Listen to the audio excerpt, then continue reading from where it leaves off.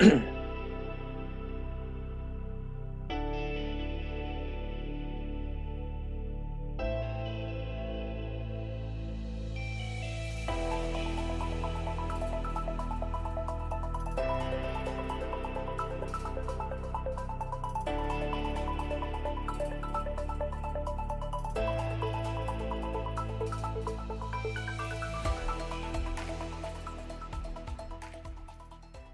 right.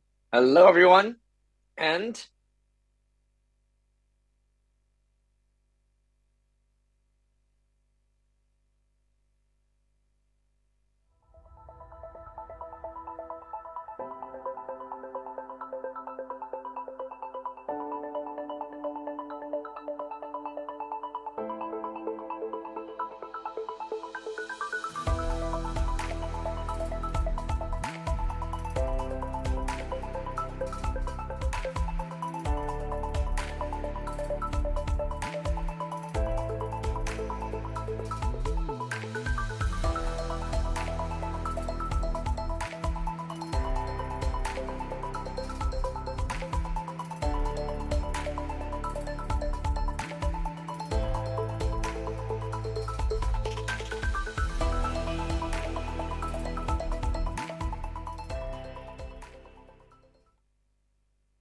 okay, hopefully it works this time. Hi, everyone. Great to see you. And thank you, Luca, for joining us. So good to see you again. And we're very excited today to dive into the topic when rare meets real, leveraging digital scarcity and IP with Pudgy Penguins. Diving right into it, I want to kick off on a high note. Now, Target, Lotte, Big W, GameStop, Walmart again. Pudgies are on a roll. We just keep winning. So clearly, this is fantastic for Web3 onboarding. We're going to expect so many new users, new people who are exposed to the Pudgy brand IP, and of course, have their own Web3 wallet account as well. And I think these partners sound like they're really excited to bring us on board. And I'm sure being capitalist companies, they see it as a win-win. So I'm really curious, Luca, can you share with us what is their side of the story? What do they see in us? Are they as excited about Pudgies and Web3 as we are about bringing it to the mainstream? I think more mainstream brands are excited about Web3 in a way that I think most don't know. I think for Pudgy specifically, we always wanted to be the Trojan horse to actually bridge the two gaps. I know it's been said for a long time, but I think we're one of the first to actually do it. And I think when you look at what Web3 technology, I think it provides a really interesting value proposition that I think doesn't exist today. And so, obviously the Pudgy brand, I think, has an amazing IP, an amazing community, and I think we have a team that really knows how to execute towards mass, and so we can tell that story. But I remember speaking to Walmart specifically when we were first pitching them, and they were really keen on being on the forefront of innovation, and they believe that Web3 was something that could have a lot of staying power, and was ultimately the reason why we were able to break through that door first. And so, if I'm being honest, if Walmart doesn't make that first order, probably all the others don't kind of follow suit. And so it was, and they were really keen on, the innovation that is Web3, and most don't know, but they actually spend, close to $100 million on Web3 and blockchain a year, was the conversation that I had with their executive, one of their people on their executive team. So it's coming. People believe in this future. It's pretty obvious if you understand it, and I'm excited to be leading the charge. Awesome. Yeah, it's truly, I guess, mind-boggling to think that Walmart's such an established brand and they have so much to lose as incumbents, right? It's willing to then risk it and embrace us and embrace this technology. And now that's opening up so many other doors as well. And I'm sure from here, Pudgy will then open the doors to many other crypto native IP and brands. I'd just like to switch the perspective to the user now. I love what you talked about, the Trojan horse, right? And we always talk about onboarding users to Web3. And the target base for Pudgies, right? Like you said, the TAM for Cube is global. Pudgy is for everyone. And this is actually so different from what the crypto products today are really pushing, right? The value propositions in the past, we've been talking about a little bit like anarchism, self-sovereignty, financialization, free markets, and like we must own like the keys and be able to prevent censorship. Now, when we talk about Pudgy being a Trojan horse to crypto, what is a journey that we're leading our users along? Are we actually trying to communicate the same values here? Are we trying to lead them down the road towards some sort of sovereign composable future, or where do they go from here? Yeah, it's a great question. And I think to kind of, for me to answer that, I think it's important to kind of explain my thought process. I actually believe conversion is a process, not an action. And so the idea that, and one of the things that I think, Pudgy Penguins is really aiming to solve is bringing adoption to crypto that's not predicated on price going up or price going down. I think today that is the Achilles heel of the industry. And if that remains the case, I think for a long enough period of time, a ceiling will be put on crypto. And that's not what I want. And I know that's not what the people listening want. And so how do you take something, an industry that is relatively taboo and relatively intimidating, and leverage a cute pudgy penguin that identifies with everybody from every walk of life, and use that as an onboarding mechanism for people to fall in love with the idea of digital ownership and not the idea of how do I make more money in this amazing borderless casino. And so, what I want Pudgy Penguins ultimately to be is I want us to be, and I think we already are, the face of consumer crypto and ultimately the mascot for crypto in general.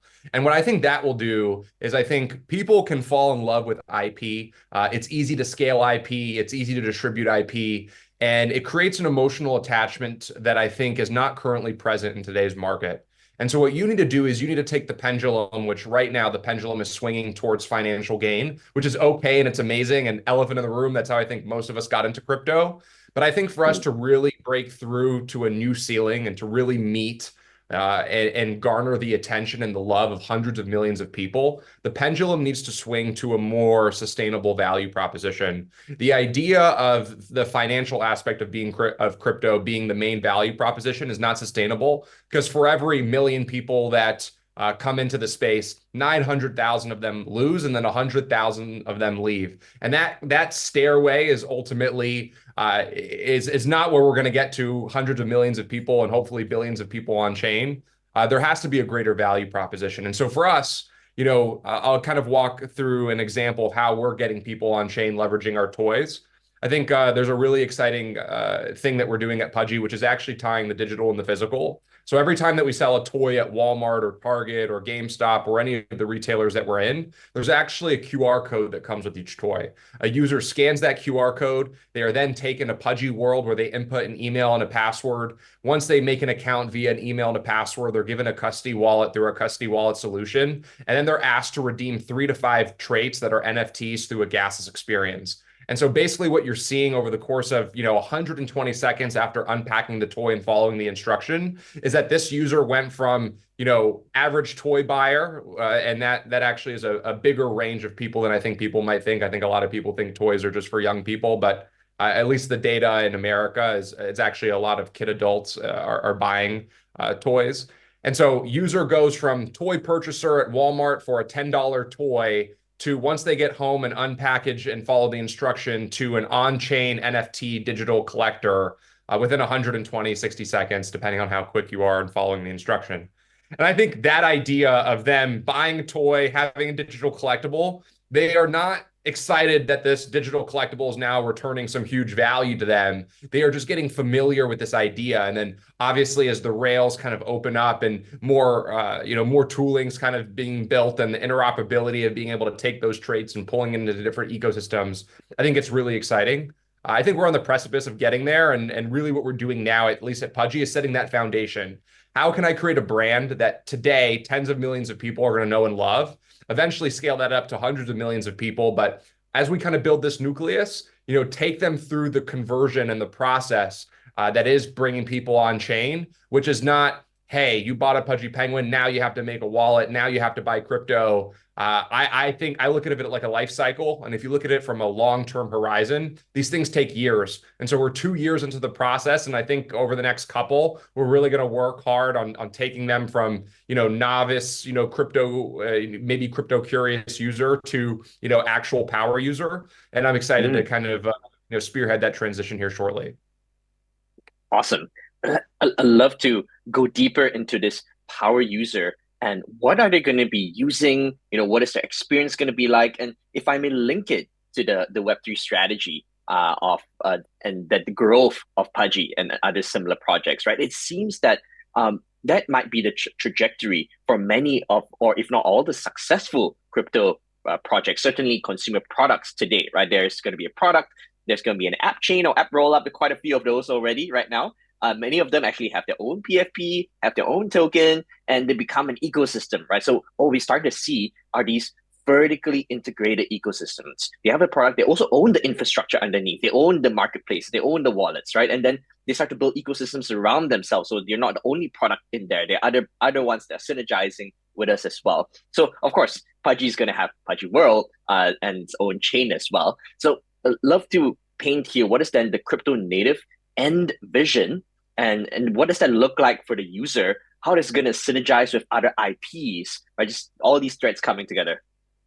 I think it starts and stops with abstraction. At the end of the day, if you understand the average human being in the world, this idea of the complexities of Web3, and I'm pretty tech savvy myself, the actual learning curve to kind of get familiar in this space, I think is too high for the average person. And so I believe that blockchain is the back end, it's not the front end. It can't be the hook. It can't be the reason why people are coming in. People have to come in because the product is better and at the underlying value proposition, whether it's digital ownership or seamless payments, that extra feature is a differentiating and killer feature that obviously is enabled by blockchain, right? And so, from my perspective, I think there's a lot of room for disruption. I think what we're doing in Pudgy Penguins is, how do we disrupt consumer product brands? How do we disrupt IP? How do we disrupt the collectible market that is the $500 billion market that it is? And that's the lane that we want to play. I actually believe IP is going to play a bigger role in onboarding because of just the way that these fervent communities form around these PFPs. I think it's unlike anything that I've ever seen inside and outside of Web3. And there's a ton of different, suites and end goals, I think, for different products, depending on what you're building. I think for us is just how do you build a seamless user experience that is built around digital ownership, removes all the friction rails that I think collecting today kind of has by leveraging digital goods and all of the things that I think are pros around digital collecting versus physical collecting. So, obviously we're playing in our ocean, in our territory. I think it's going to ultimately be a huge variable to reaching the end goal of what I think crypto needs to become for all of us to really get where we want to be. But ultimately, depending on the company that you're building, I think the end goal would be differentiated depending on your goals. For sure. And okay, can you talk a little bit about that? How do you feel about this, vertically aligned, integrated, and like ecosystem play, right? And will we have other IP on there? Is Pudgy going to expand our IP, or do we onboard others, work with them, synergize? How does it all work? Yeah, I think the goal for us is the values in the ecosystem. I'm a firm believer that with NFTs, the idea of creating more NFTs up until this point, if you just look at the data and if you're familiar with the space, has been a death sentence. I don't think there's enough demand to issue more digital collectibles, especially if you want to win the race. And so I'm pretty competitive. And I'm pretty convinced that Pudgy Penguins will be the #1 NFT project, here pretty soon. So the idea of minting new NFTs is not necessarily in our roadmap. I think one day, right, whoever is leading the charge on, winning the NFT space, I think there will be a day, and call it 5, 6, 7, 8 years, where you won't be able to incubate and make an IP on chain fast enough. But I don't think that day is today. I think right now what the space needs, specifically the NFT space needs, it needs a leader. It needs somebody to lead by example. It needs somebody to do what they say they're going to do. And I think so far that has been us. Now, what I think we're focused on from an ecosystem perspective is how do you, capture the value of what I think Pudgy Penguins is doing for crypto. In my opinion, Pudgy Penguins is, onboarding people on chain in a way that is not financially driven. And we're ultimately fighting the taboo and the stigma that is, crypto and its intimidating nature, I think, for regular people.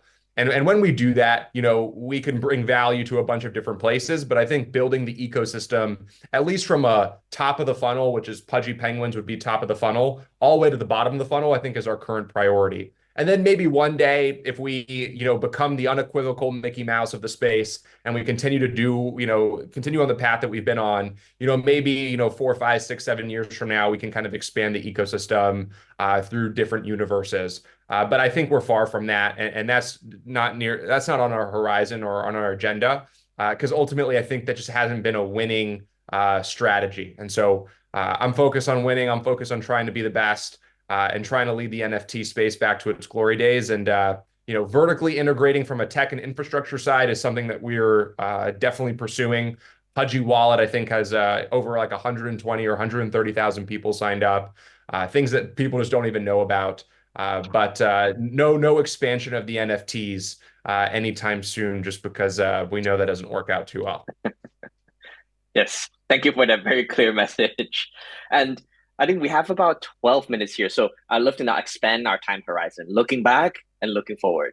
Now, we are at such an incredible point in time for Pudgies right now, and so many milestones that we just discussed, and this incredible strategy, and it's already working around onboarding these Web2 users. So looking back now, since the acquisition until now, was all this part of the plan? Did you always foresee that we would end up here? What did we learn along the way? What changes or pivots did you have to make in order to get here today? Yeah, I'm pretty, $2.5 million is a lot of money, I think, for a lot of people, and especially the way that my background, it's definitely no small amount of change. And so I'm actually pretty surprised that people thought that we would put this much money in buying an NFT project just not to win. So I knew this was destined. I knew from day one that we were doing this, and we were going to show the world, what it was to build an NFT project and how to do it without needing hundreds of millions of dollars like some of the people before us. And so I think we really led that charge, and we've shown the world what I think is possible. The thing I think I'm most proud about on this journey, looking back, is the fact that we've done what we've done with the resources that we've done it with. I think if you look at all, the top 15 or 20 NFT projects, all of them have 5, 10, 15, 20 times more money than we ever had. And I think that's just a testament to our grit and our tenacity. I think what I learned the most, and probably advice for anybody who's curious about this, is one, in crypto, I think in general, this idea that you are running the business and this is your company and nobody else's, I think is a fool's errand. It starts and stops with your community, and your community sets the narrative, and the narrative sets the price. And so this idea that people kind of just turn and look away and kind of disrespect community members, I think is something that we never did, but I just didn't realize how important it was. I think we were naturally just trying to make people like us because it wasn't a democratic process. We bought something that, to be frank, some Penguin holders did not want us to buy. But kind of looking back at it, I think a lot of the shortcomings in the NFT space have come from the lack of respect that I think a lot of founders have for the community members and not understanding really why they're in the position that they're in. And it's really because of the people that are supporting them. And then I think last but not least is probably just like fulfilling expectation, setting a North Star and doing it. I actually believe this has probably been the biggest reason for Pudgy Penguin's success. To some, when we get, billions of views or go to different toy places or launch different partnerships, it might just be like another thing to some people. But if you're a Pudgy Penguin community member, it is another step in the direction and in the promise that I gave the community when we first bought it, which is we were going to build a brand that was globally recognized, that was a legacy brand, and we were going to onboard people on chain, and we were going to win the NFT race. And so when you think about that, everything that we've kind of done up until this point has been marching in that direction. And I think that's probably been the biggest reason for our success. Awesome. Yeah, I'd love to go a little bit into that as well. Just to expand on what you said, North Star community. I love that one line where the community sets narrative and narrative sets the price, right? It almost sounds like we're talking about our community members as the strongest ambassadors, at the same time, kind of owners, kind of investors, shareholders. I'm not sure. I mean, we don't want to have that security like language on here. What is that relationship? And we talk about respect them as what, contributors, feedback, loyal supporters. What is that relationship? Are there different tiers? Are there different circles? Yeah, it's an interesting one. And I think it kind of comes down to, I think, one of the biggest value propositions that I think tokenization allows, which is this idea of aligned incentives. And so what are they? I think you can look at it from a bunch of different lights. I look at them as early believers that are the creators of this brand, right? And without them, you live and die by their support, at least in the NFT realm. Meme coins and chains can look at them I think in different perspectives, but one principle remains the same, which is anybody who holds a token, the company and that token holder have what we call aligned incentives. They are all aligned to push this thing forward. And if you can communicate, if you can be transparent, if you can be respectful, if you can build to their wishes, meaning building things that they want to see, not just building what you want to see, and really try to become one. I look at it as I am the muscle to the brain that is the community, right? And it's my job to kind of filter what actions are correct or what I think, obviously I can't do every single idea, but this aligned incentive, I think, is a superpower as to why you see huge success in crypto specifically. It adds a layer that I think is unheard of, or it's never been seen before. And it's one that is probably meets some of the biggest or most important emotions of what it is to be a human being, which is the idea of financial freedom, which has been really important for the last couple thousand years in the human race. And then this idea of camaraderie and community, people just want to feel like they're a part of something. And so you're tapping into two interesting nerves, and it quite literally can be a superpower, the likes of which very few businesses have ever seen or been able to harness. And if you can point it in the right direction, you can see huge success. I mean, Pudgy Penguins is an example of this, right? And we've really hit we bought this business, I think, 2 years and 1 month ago, right? The first 6, 7 months of the business, because we bought a bunch of assets, we were really standing up the business. We weren't really doing much. So in reality, we've only been hitting a stride for, call it, 15, 16 months. If you look at our accomplishments and you look at our funding landscape, you think to yourself, they have, 40, 50 billion views across social. They have over 1 million toys sold. They have these huge partnerships that are kind of unheard of, partnerships that take years and years to kind of garner. And it's because of this accelerated process that I think this aligned incentive creates. We are just moving so much faster because I have 10,000 people pushing my objective with me, right? And so we are just marching towards one direction, towards one end goal, and everybody is aligned and incentivized to push to this end goal. And so what you kind of have is I say this a lot, but I believe it's true, is I think NFTs and just token holders in general are either the ultimate jet fuel to your company or the ultimate deterrent. Meaning, if you can harness this power that is the community and that is this aligned incentive, you can win in a way that is unparalleled to anything we've seen prior to crypto.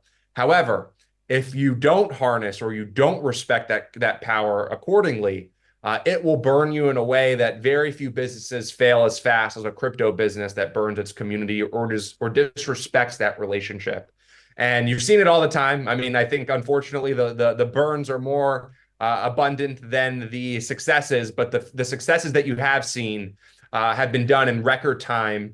You could make the same case for Ethereum and that programming language. Like, when's the last time a programming language hit an enterprise value of $500 billion in what is it, 7, 8 years? It's just like it's relevant across the board in terms of this principle. And it's one of the most interesting parts, I think, of working in this industry.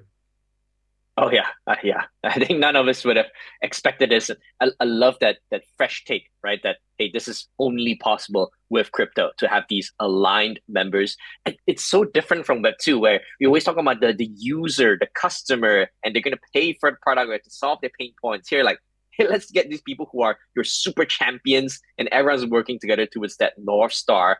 Such a different model. And I think we have just a few minutes left. So I'd love to now look into the future. And, in the last few years, we have set the North Star and predicted and got exactly where we were aiming for. Now, and towards the future as well, we already have a clear path ahead, right? Onboarding users, as you said. How do you think this wider landscape is going to evolve with, of course, crypto, NFTs? Everyone's asking, are NFTs coming back? When Moon? I tried to ask a few community members. They're all asking me that question. And what is the end state of then tokenized culture or IP look like? How should we all prepare for that? Be it, builders or community members, Web3 native participants in general. So I think crypto can go two ways. And the first way is not the way that I want to go, and the second way is the way I wanted to go. So I just wanted to clarify that before I say. Uh, the elephant in the room is right now, crypto is a borderless, amazing, beautiful casino in some shape, way, or form. And we just have to live in that truth. Now, is that the case for all projects? No. I think there's obviously anomalies to that case.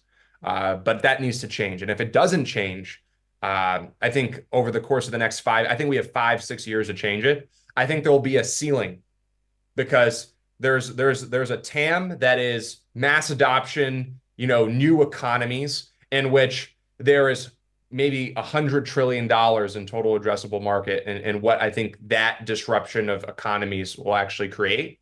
And then you have the casino ceiling, which could be 10, $15 trillion, but it's not $100 trillion, right? And so I think the difference between $100 trillion crypto future and TAM and 10 to 15 is 10 to 15, we will get there being the casino. Just people love the casino. And it doesn't read directly like a casino, but you understand the principle of kind of what I'm saying. On the other side of it, you have a completely disruptive model that changes the way that economies are ran and something that I hope is ultimately the end goal. I think the difference between the two is how quickly can you get real users on board that are not just focused on price going up and price going down, right? Like actually getting I think we have 5-6 years to get tens of millions of people really using blockchain powered products that are not just sitting there on the charts wondering, how much money they made today or how much money they lost. I think that's really important. And hopefully, and what I think Pudgy Penguins is helping doing is I'm trying to build the $100 trillion future, or at least play my role, right? And I think that role is getting people to fall in love with IP and the story and the things that unlocks by collecting digitally on chain versus collecting and participating in brands off chain. And I actually think specifically when it comes to invading the hearts and minds of consumers, I actually think NFTs are the most well-positioned, or at least today, the most well-positioned to onboard people in a really meaningful and genuine and what I like to reference, a pure way. And so from my perspective, where do I think NFTs are going to go? Well, for all my degens out there, I think if you just look at, I'll give you my purist take and I'll give you my degen take. My purist take is I think they're going to be one of the most important onboarding mechanisms to getting people on chain the right way. Key mechanism, keyword, the right way. And I think, I've been explaining that throughout this conversation. And not to say that, coming here for financial motives is the wrong way, but it's not the way that I think gets us to hundreds of millions of users on chain. I just don't. Because the PvP model is too aggressive. For every one person that wins, 9 loses, just the name of the game. And then on the other side of it, so I think NFTs will be that for the space, and I think you're seeing it not only across Pudgy, but I think there's a couple amazing NFT projects that are really going to be getting to push the boundaries of what it looks like to onboard here pretty soon. And on the other side of the spectrum, for the degens, the people that do care about the financial side, which elephant in the room, I don't neglect that. I think it's also really important to address that and not ignore that side of it. Some people do, I don't. I actually think NFTs are positioned to have its 2020 DeFi summer moment. And so the analogy that I give people, and it's probably where we'll close this conversation off, is if you remember 2017 coins, there was 15 coins in the top 10 that you thought wouldn't go anywhere. And then, the bear market happened. And then in 2020, there was probably 5 or 6 of those 15 coins that were still around in the top charts. And what happened was leverage was unlocked in DeFi summer. And so if you understand financial markets, you understand that the world's finances runs on margin and runs on leverage. And it unlocked a huge bull run that ultimately took us to new highs. And so I think NFTs are following a similar path. 2021 NFTs, there was 10 to 15 NFTs. You thought they would never fail. They had all the money in the world. Fast forward a couple years, here we are. There's probably 5 or 6 left standing. And what has happened over these last couple of years is there's been a huge unlocks in NFT-fi and leverage within the NFT space. You can make calls on NFTs. You can do shorts on NFTs. You can 10x leverage NFTs. You can buy 1/1,000,000th of a Pudgy Penguin. They're getting those fractions of NFTs are getting listed on centralized exchanges. Talk to somebody at OKX who wanted to do it. And so there's the once the narrative comes back to NFTs, which I think it's impossible to argue otherwise, crypto has never seen something that made both builders and consumers that much money.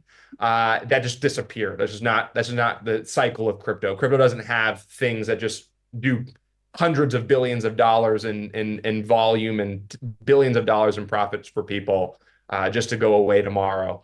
So it will come back. And when it does come back, we have all of this financial infrastructure that I think will allow for super explosive moves. And I think they'll be explosive both to the upside and both to the downside. But I'm a firm believer that you will see multiple NFTs crossing the all-time highs of previous collections. And what I mean by that is I think there will be multiple PFP projects in triple-digit Ethereum prices at some point during this bull run. Now, you have to be a little patient. The concept with NFTs is it's really the place that you put your money after everyone's made so much magic internet money and they're trying to flex online. They're the ultimate flexing vehicles of our crypto universe. So they don't really start cycles. They tend to kind of happen in the middle, and then kind of call the, when NFTs get really, really ridiculous, you're getting close to the top, I think, of the cycle. And, we have that 6 to 7 to 8 months kind of window that I think things are just going to get ridiculous. So I'm excited for NFTs, and I think the moves are going to be pretty crazy here once the narrative comes back. Thank you so much, Luca. And I know we're super over time, but I thought that was just so amazing. I couldn't stop it. So thank you, everyone. Thank you, everyone, for tuning in. Thanks so much, Luca. Amazing conversation. Thank you, guys. Bye.